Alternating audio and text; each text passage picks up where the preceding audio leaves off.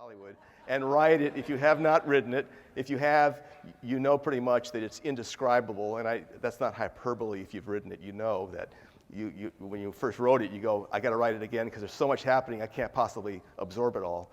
So what I want to do today is just kind of take you through our thought process when we designed the ride, and a couple things that came up as we were designing it, so you can kind of learn along with me, because a lot of this was new to me too as we were going through this whole thing. First of all, when you get a project like Transformers, you go, oh great, what a great IP to work with. And then you start thinking, well, wait a minute, how are we going to do this? These robots are 40 feet tall, and if you've seen the Michael Bay films, they are moving around like crazy on the screen, blowing things up. And it's one thing to do that in a movie theater where everyone's sitting looking at a screen and Michael Bay can move the camera around. Now we're saying we want to take guests through this experience and not make it like a film. We want to actually get you into this world. How exactly are we going to do that? By not using this remote. Okay. And then not only are we trying to create these giant robots and this experience, we want to take it as theme park designers. We want to actually get the guests into this world, not just look at robots, get them into the world. And that was a big challenge because the scale of these things, once again, so big, there's so much action going on. So we kind of condensed what our goal would be to deal with this kind of giant robot problem we had. And we wanted to make guests believe they were riding a giant alien robot, which you see here, EVAC, and we want the guests to feel as if they're in this battle, which includes even more giant robots. What's interesting about this robot you see here is in the queue, you meet this robot. His name is EVAC, and you see him transform from a robot into a ride vehicle. And then you go down and get in the ride vehicle, and he continues to talk to you throughout the whole ride. So it's a pretty fun experience from that standpoint. And our short goal for this ride was to create the ultimate virtual reality experience. Virtual reality usually means some headphones, and you're kind of isolated, and it's all video. We wanted to create the ultimate virtual reality where it has a sense of the real world that you are driving through. So that was kind of our goal. So once we had that goal in mind and we knew we were dealing with this big robots, we had to figure out a way, how can we possibly get this accomplished? And so we decided to go with 3D, obviously, and we used 14 screens, a combination of rear screen, front screen, and curved screens. We wanted to design the sets around the screens so you don't feel like you're just riding past a number of screens, which would have been kind of boring. We wanted to make the screens kind of go away, so that was another challenge for us, how to make the vehicle go from screen to screen and you not really know it. We used a really cool ride system that Universal developed. It's a motion-based ride simulator, which you see right here up on the screen. And it's not only a motion-based simulator, it's on a track, so we can actually take that from screen to screen. And then what we do is we basically program that. When it comes into a huge screen up close, it becomes a flight simulator. Because we can program that vehicle to actually move in sync with the action. So that was kind of our technical approach to pull off Transformers and entering into their world. As we got into this, we began to say, okay, that's what we're trying to do, but we have a number of challenges that we have to kind of overcome. That's what I wanted to share with you today, kind of with the case studies. First thing we realized is we were going to put this in an existing sound stage at Universal. And we realized we had exactly half the square feet that we needed to do this ride. We couldn't expand the sound stage because we're on a back lot. And so our only option was to turn off this thing on the screen here. Our only option was to dig a basement. And I'll tell you more about that in a second. And at the same time, as we take the ride vehicle from the ground floor up to the second floor, we wanted to project 3D the entire time you were moving up to the second floor. Never been done before. As Frank just said, sometimes you just have to try to figure out how to make it work, and which we did. The other thing that we did for this ride, which I had never done before, is something called 3D squinching. And I'll tell you more about that in a second as well. But basically, if you're just sitting in a theater watching 3D, it all works pretty well. But once you have a ride vehicle moving past a 3D screen, you have to change the perspective of the screen. And so we had to figure out how to do that. The other thing was, as I said before, we wanted to make the screens disappear. And so I'll show you a couple techniques we used to make that happen. Again, we wanted to make you feel as if you'd actually driven right into a Michael Bay film. And if it was a screen, you would feel like you're just watching a film, which we definitely didn't want to do. And finally, we wanted to have physicality. We wanted to do something Michael Bay could really never do, as great as his films are. We wanted the robots to actually reach out and grab you and shake you around and feel as if you're actually in the Transformers world. So we had a couple tricks. I'll show you how we did that. So about this building, you can see here we have a soundstage with the roof ripped off the top. And what we're doing right here is we're digging a basement so we can get all our equipment in a basement space. Then we came back in and we put a floor in for our first floor for our ride vehicle. And then we built a second floor where the ride vehicle would have to go too. That raised a very interesting issue once we added this second floor, is how to get the ride vehicle, a bus bar system basically, up to a second floor, which if you're an engineer, you know it has certain challenges inherent in that. So what we came up with, we decided to build a little elevator. The elevator had to be kind of a special one because it had to be big to hold a ride vehicle. It had to be able to lift a 20,000-pound ride vehicle. It had to be powerful enough to do that. It had to do it very fast because we were trying to get the capacity up for the ride. It had to be very smooth because we didn't want anyone to know they were on an elevator. And it had to be, obviously in a theme park, really reliable. So what you see down here, which is in the blue, we have two screens. We have one vehicle in each of these we call curved screens, a silo screen. And the vehicle pulls in from the track, which is in yellow, pulls into one or the other of these two. And the darker square you see behind the vehicle is the projectors. So basically what happened is the ride vehicle pulls into one of these, and you don't even know you're pulling into it. You feel as if you're leaving a building in the show. And then what happens, the vehicle ends up on this platform where you see the programmer sitting, who's actually adjusting the projectors. And the vehicle sits out here, and then the way this magic works is the projectors have to go up at the same speed as the vehicle. And if you do that and pull it off successfully, the guests never know they're going up at all. This is the vehicle with the show lights on, showing you how it has pulled into the elevator. You can see the screen with no image on it behind it.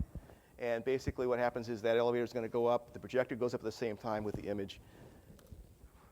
And the amazing thing about this, from my perspective, is as the guests are in this vehicle, they absolutely believe they are flying forward through the streets of Chicago with Optimus and being chased by Grinder, because the screen completely wraps around your whole screen of vision.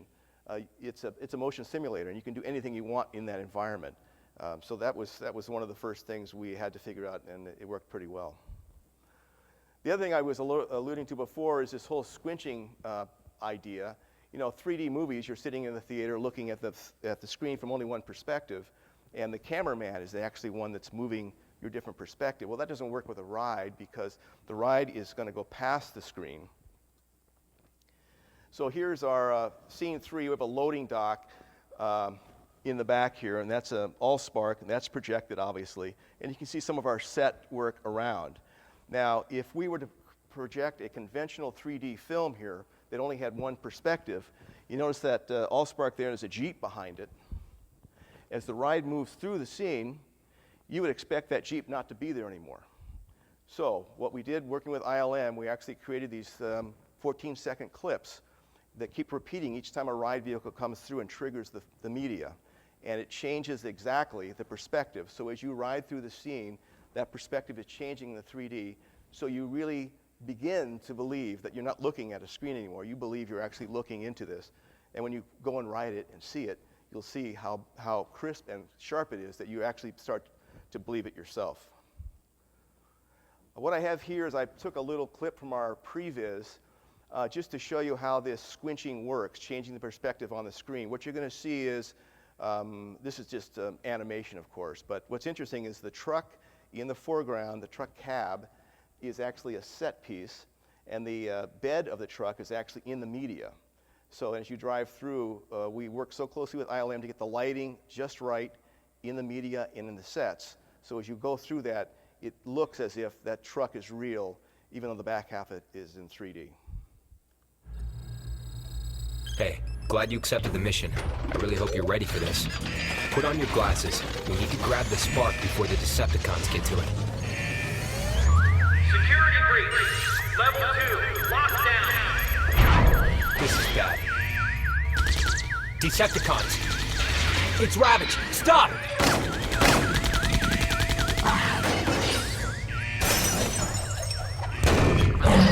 He's got the spark! We need to catch him. All right, so you kind of see how that squinching works with that screen changing perspective.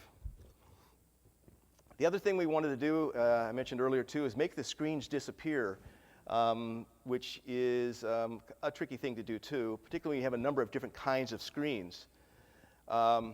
This is a rear projection screen, the scene I just showed you, and I'm showing the two sides of the screen. We've used these canisters and some of that ducting and this column and this truck to kind of break up the screen a little bit. And we're able to put props right in front of the screen because it's rear projected. So that's how we worked with these. And again, the lighting's very important. We went back and forth with ILM.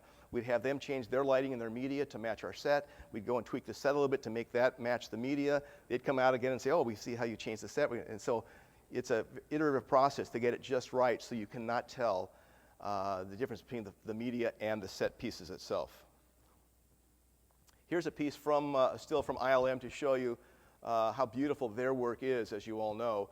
This is the plate that plays behind the truck, and you see Ravage in the center there.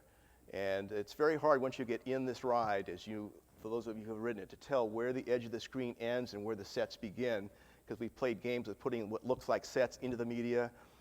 So it's pretty fun to go and see where you can see the edges of the screens. This is a front projected screen. You can also do some of this kind of work with fooling the eye by the placement of props and the way you shape your screen. In the foreground, the first helicopter you see is a prop, and the lighting here in the video doesn't really do it justice. When you're actually in the ride, it looks pretty imperceptible. The second helicopter is media, and what we've done is we've created the edge of the screen and some set work there to match some of the columns that are actually in the media. And so it just looks like it's this big hangar that continues right to where you are. And again, the whole idea is to put you into the space. And then the third kind of screen we have, well, actually fourth, if you consider the silo as well, is what we call our toroidal screens. The toroid is a new shape I learned about. I guess I missed that in my geometry class. But it's basically a screen that's curved in two different axes, like the outside or the inside of a donut, I guess. And what's really great about these screens are when you have them at 60 feet wide, you can actually pull the ride vehicle in right to the center place of that screen, and all of a sudden you've eliminated the edge of the screen completely because you can't see it. And now any motion you make in the vehicle that matches the motion on the screen, you feel like you're actually experiencing it. So that's another way we got rid of screens, basically. The other thing I wanted to talk about just a little bit is once you get in this screen environment, you actually can fly. This is a scene that feels very convincing. You feel as if you've been lofted up into the air and are looking straight down on Devastator. And it's one of the magic things you can do with a motion-based simulator. The other thing that was important for us was physicality. We have all this great motion-based technology, all this great ILM footage, and then you just want to take it to the next level and to completely convince people that they're in this world and surprise them. When these things hit you, you're completely surprised, and you go, oh, for a minute I just thought I was watching a film, or I just thought I was in a ride. Now you start feeling things, and you go, oh my God, I'm in this world now, and you just let yourself go, and it's frightening, but it's also terribly fun, as those of you who have ridden it know. So in this case, we're inside of a toroidal screen, and you're being dragged through the streets of Chicago by Starscream, and we add just a little bit of wind, the cheapest effect you can possibly have, but it's just that little extra piece that just sends this over the top, and it's very visceral and very thrilling experience just by adding a little bit of wind. The next one is when Ravage jumps and grabs the Allspark. In 3D, he appears to jump right off the screen and land on the hood of your vehicle. And what we do is we add just a little bit of a thud motion to the programming of the ride vehicle. And again, it's very surprising because you think everything's going to be happening over there, and all of a sudden you got this giant metallic robot right in your face, and it's not just an image anymore because that motion has sold it to you that it's a physical metal beast that's about to chew your face off, if that's your thing. Another one we did was, this is a rear projected image that's very big, obviously, and Optimus and Megatron are fighting each other, and at one point Megatron is able to get off this nuclear warhead, and it's a really cool 3D effect, as you can imagine. It comes right at your face like it's going to hit your face. It just zooms over your head, which would have been pretty cool. We just added a little bit of a heat blast right as it went over your head, timed it just right, and again, when you ride this ride with people who haven't ridden before and they're sitting behind you, you can just hear them kind of gasp or laugh or just scream sometimes. So it's pretty fun to ride with people like that. This next one is a cheat because it's marketing art, obviously, but there's just not a good shot you can get in the ride of this happening. But we wanted to have the ability for Megatron to reach out and actually grab the vehicle and shake it, and which is pretty cool. And the way you do that, obviously, is you have this 3D image of the claw coming out, and it comes down right in front of the bumper where you can't really see that it's not really grabbing the vehicle. And as he moves his claw, you just shake the vehicle. And people just go, oh my God, this thing has come to life, it's shaking the vehicle, and it's a lot of fun when it happens. So that's pretty much it. I just wanted to run through 4 quick things we had to go through to make this ride kind of be what it is. Get to the second floor, the squinching, the screens, and the physicality. And we believe that once you put all these items together the way we have, and people get on board and just have fun with it, that it really is this ultimate virtual reality ride. Thank you very much for your time. Thank you. Thanks. Okay, I'm going here in the center with the microphone.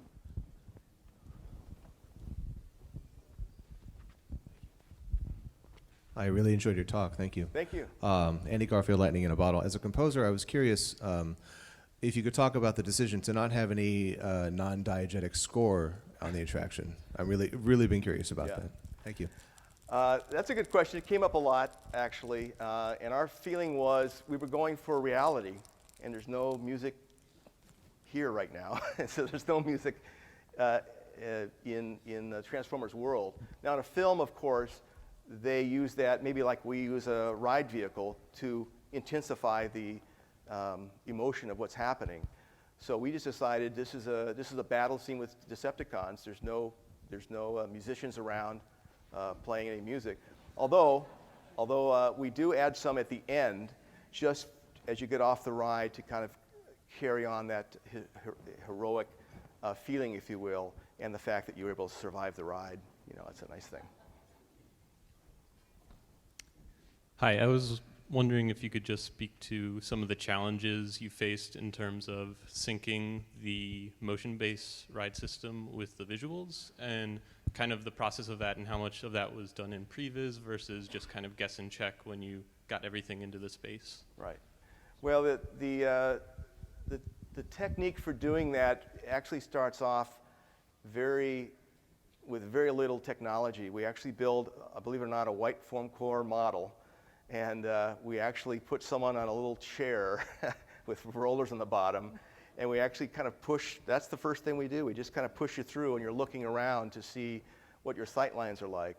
And once you're happy with the way you're placing your scenery and the way the screens are in terms of their size and all that, we make that little piece of video I showed you, some previs, and that's where a lot of the work is done.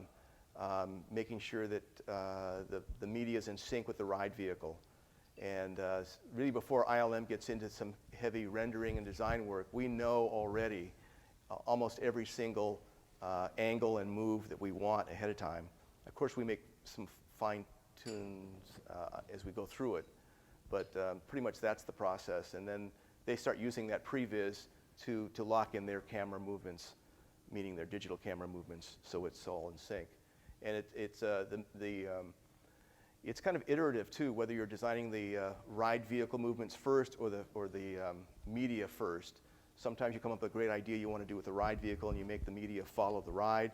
Other times there's something really cool you want to do with some of the characters in the media and you make the ride kind of follow that along. So it's a lot of back and forth like that. Yes, sir. Did you do anything to study motion sickness thresholds for people? I've only seen the ride on YouTube, and it looks really, really intense. So I was just curious, and has it been a problem since it's been open? It's the bane of theme park designers. It's one of those things where you have to, we have a fantastic programmer, and all the theme park companies do, but we have a particularly gifted one. And he has a very good sense, even though he could probably ride it 1,000 times and never get sick himself, but he has a very good sense. It's kind of a human sensitivity you have to have when you're designing these rides. And so often he has to dial it back. In fact, he often has to dial it back because what he thinks and maybe even what some of we think would be a fantastic experience either too much for the hardware or leads to motion sickness. So often you have to go back and reprogram to deal with that. There are things you can do to help motion sickness, and certainly other things besides just the ride vehicle that designers have to be aware of to see what they can do to reduce that as much as possible. Because guest comfort is our primary goal. If you're getting people sick on a ride, it's not real fun. So yeah. Chick, congratulations. It looks like a very well integrated experience, and I can't wait to try it. I would just ask if you could speak about your media choices, your capture, your resolution, your frame rates, and your display devices. Thank you. I can't, yeah. Well, I can make it short because I can't go into a lot of the detail on that. I can tell you just real quick, it's a combination of 2K and 4K projectors we're using, but I'm not able to go into a lot of the detail about the resolution or the equipment, I'm sorry to say. Okay. Yep.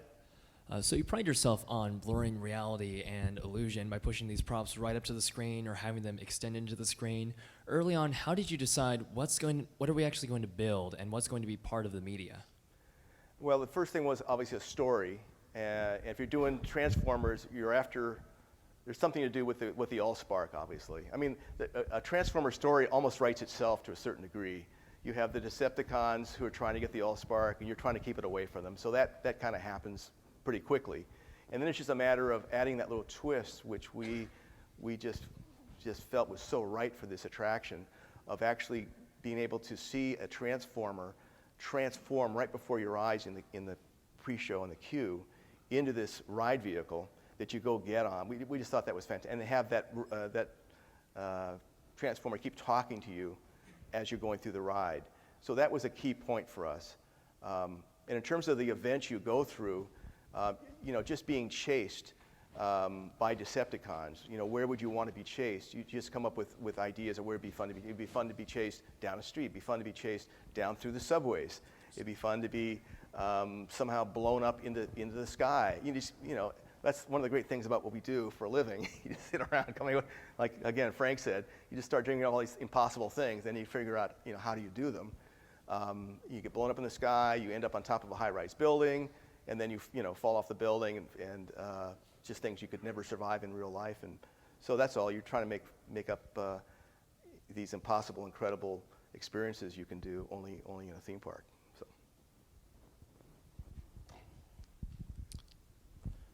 Could you speak to any of the challenges of bringing this experience to 3 different parks? Yes. Oh, by the way. I'm not working on the third one. I'm working on some other things here in Hollywood.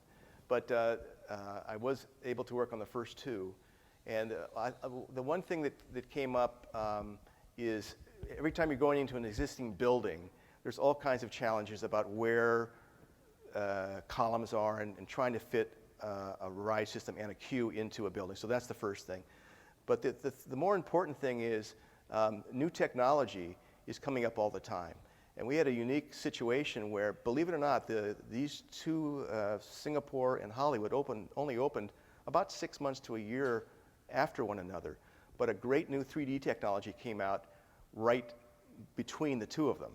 And Universal had to make a decision.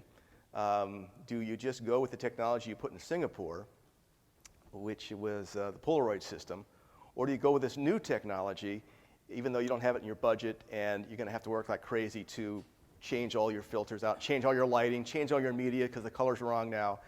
And a lot of companies and a lot of people would say, no, it's good enough, you know, just go for it.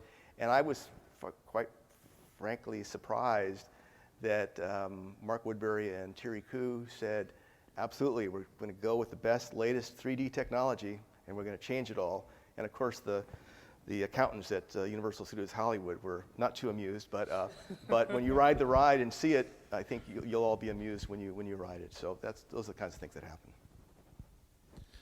Can you speak to some of the challenges of loading guests with disabilities and slowing down the ride for those kind of situations and breakdowns as well? Yeah. You know, those situations happen, and we, Universal and all the parks really, I believe, try to accommodate handicapped guests as much as possible. And it's just a reality of life that sometimes you'll be on a ride and it'll stop. And if you don't know what's going on, you might get upset and think the ride wasn't designed very well. You might think what's going on. But a lot of times what we're doing is we're stopping the ride to accommodate a handicapped guest.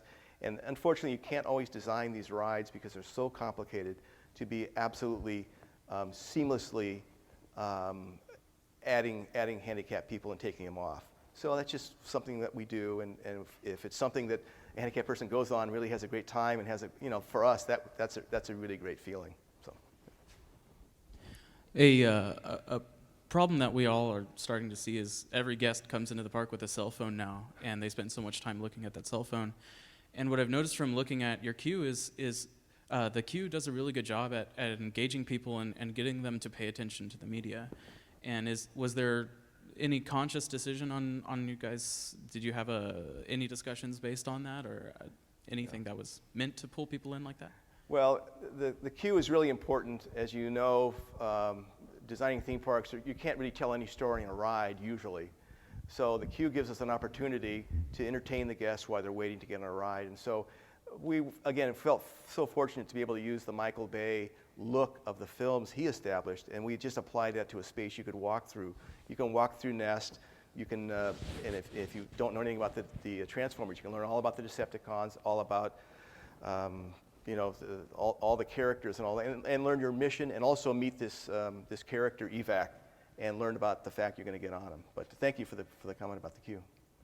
And we'd like to thank you. Thank you. Thank you. Thank you, Chair.